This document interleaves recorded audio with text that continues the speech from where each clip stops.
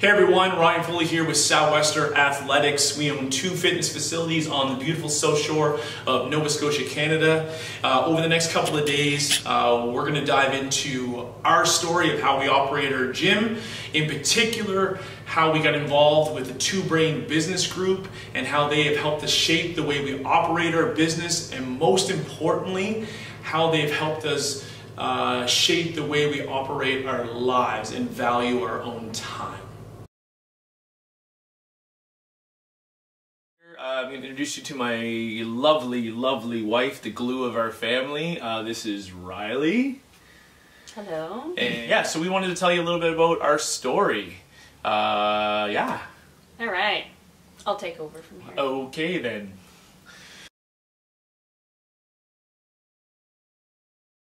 I was owned a real estate company and I was selling real estate full time, doing extremely well. We were very, very busy, and this guy I knew, got turned me on to CrossFit and whatever. So,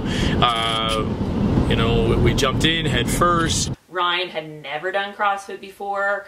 I think he went and did one workout with his partner. Thrusters, pull-ups, 200-meter run. Yeah, and got my butt kicked. The other owner at the time, basically lied a little bit about the value of the business, how many people were there, how much money he was bringing in. So we didn't know anything about valuing a gym at the time. So we jumped in, we expanded, we discounted, we did everything wrong, as I said. What better thing to do than to open up your own CrossFit facility when you've done one workout and knew nothing about it? When they first had this idea, there was no other CrossFit box. So they found probably the biggest facility that they could find, because that's what they thought should have, is a really big space. Why not go with 9,000 square feet to open up your own facility? I think September of 2013, Ryan, after taking his first CrossFit class, went and got his level 1. Then in October, the next month, they opened. They had a dream. We opened. And there was one of the original boxes in Halifax, which we ended up owning through this process. They seemed really successful. They seemed like they were, busting out the doors, and we're like, oh man, we're going to take this same brand and we're going to open up on the other side of the bridge. So it's like Halifax. So they had 40 members. And they didn't... At the peak. They all paid different rates. Some didn't pay anything. Some had discounts because they were firefighters or paramedics. At the same time that they were opening, another person opened up a bigger, better box. It was funny because it was a split. It was a coaching split from that original Halifax box, which ended up splitting on us like 3 different times, and the membership split. Which is further into the story. But yeah, the second other box opened up at the exact same time we were opening up, and yeah, things didn't go so good. It was good. It was good. It was fun. Yeah. They didn't know how to do anything, so they did everything that they thought they could do to attract more people. Discount. We discounted. Why not get, I forget what the discount was. Commit for 3 months and it's $49 each month. So they continued to put the money in if there wasn't enough money in the bank account to cover the rent check. Which happened... every month. Every month. Me personally, it ended up being about $115,000, 6-7 months. Mm-hmm. It was, it sucked. In July of 2014, so about a month after our son was born, they both decided that enough money had been dumped into this first gym that it was time to call it quits and shut her down and just cut their losses. But I think the one thing I do remember Ryan saying was could be Jackson's education fund. Like, he might not go to school now because I just put it into a rent check.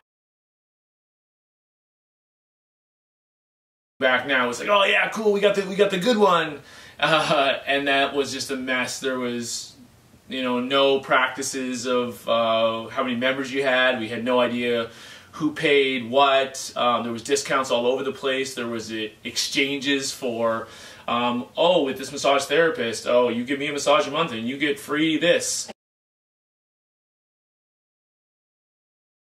So I called Chris.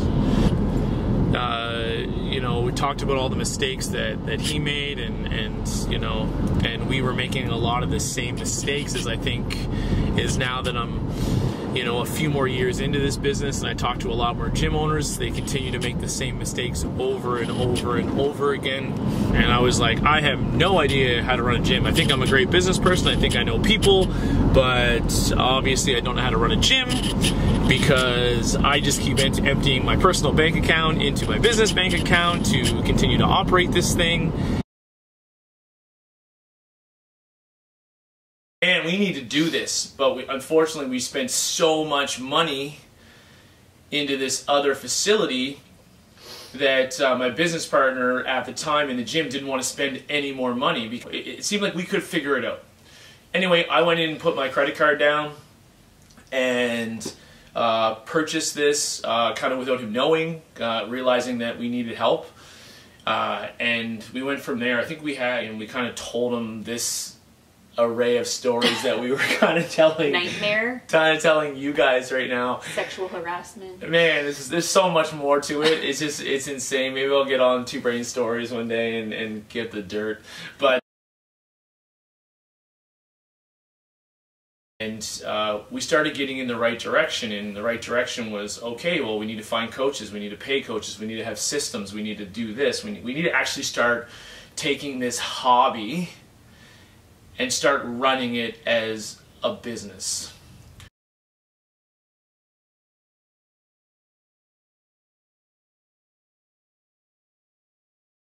And Ryan was, I would say, busier than ever. It was, you know, the springtime market in the real estate world, which is, you know, the gravy, and he just wasn't around. Yeah. Ryan, I would say, is maybe when it started to hit home to him that he was, you know, not around as much, because I was sending him, you know, videos or pictures of me and Jackson all the time, because he, you know, would be gone in the morning before Jackson got up. He would be, Jackson would be asleep by the time he got home, and we lived far enough outside the city that it wasn't worth, you know, Ryan's time to pop in between appointments. So he was just in a car all day long going from meeting to meeting to meeting. And yes, the money was great, but he was missing out on all the time with his firstborn son. Yeah, it sucked. You know, here I had a year and a half, almost 2 years old son who I literally don't remember, you know, besides Facebook pictures and stuff that Riley sent me, and, you know, these little moments of trips and things like that, but day to day, no recollection of the time that I spent with Jack.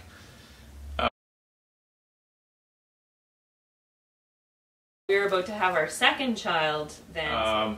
And McKinley was starting to, you know, develop a little personality. She's just a newborn, and I looked at Riley one day. I think she wrapped her finger around your finger. So, yeah, at that point, I don't think I cared. Yeah. It was just, life sucked. I didn't see my family. I didn't see my wife. My wife was like a single parent. Yeah. Yeah, I remember trying to keep the kids awake until Ryan would be home, or if they did fall asleep, they fell asleep on the couch, so that when he got home, he could, you know, see them before we went to bed. Two Brain is very big on, you know, what we call the perfect day, where, you know, you're trying to figure out how you're going to spend your time and who you're with and what you're doing, how much money you need to make to do that, to be truly happy. What is your perfect day? And even though we were, making, more money than, a lot of families in our area, in our province, we were going on trips, we were doing this, but I was just cranky. I was tired. Eating horribly, on the go, living in my car, just stressed. appointment, stressed out. Not sleeping. Yeah, not sleeping. It was to the point where I just started hating everything. I called Chris again, and so Chris was like a mentor for our other business, but I knew that I needed individual advice, so I got a second subscription to Two Brain Business.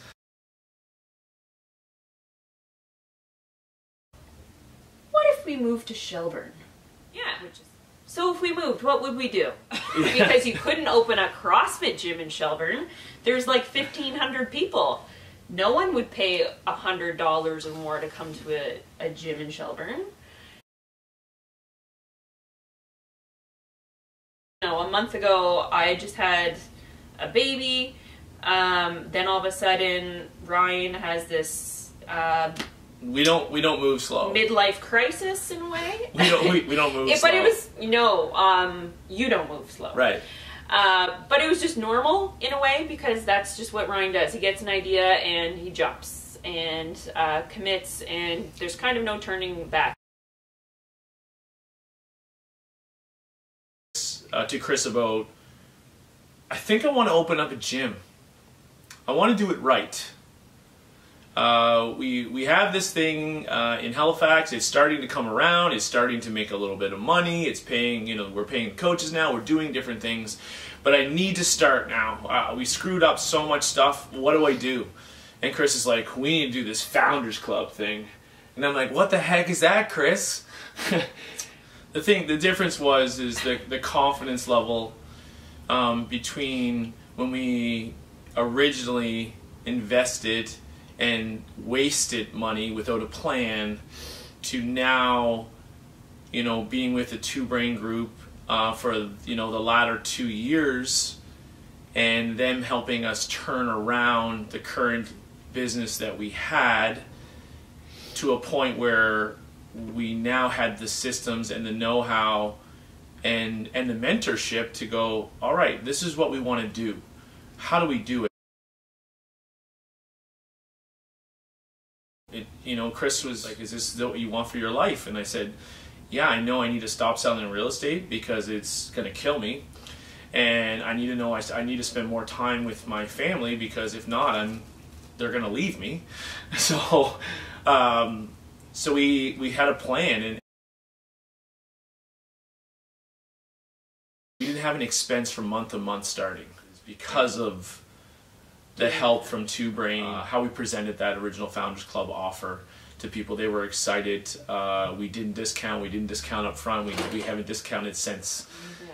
And we were able to pay ourselves. This is all we do now.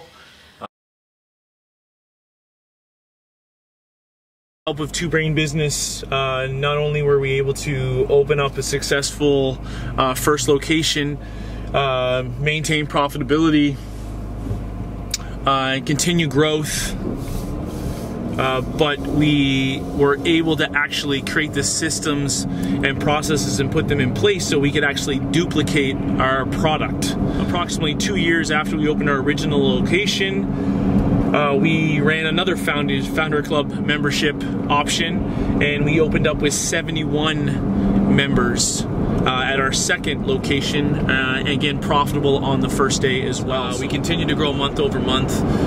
This is all we do. We're making a wage now.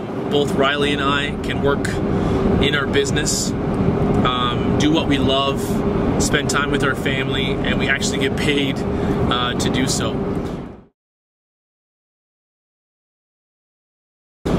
So if any of you guys are on the fence, whether you don't want to spend the money, you think you have it under control, you're struggling, or you need to just, you know, take that extra step to quit your job so you can work in the gym and make that your full-time gig, you need to talk to Chris. You need to talk to one of the mentors. You need to find out why they are changing the way gyms operate.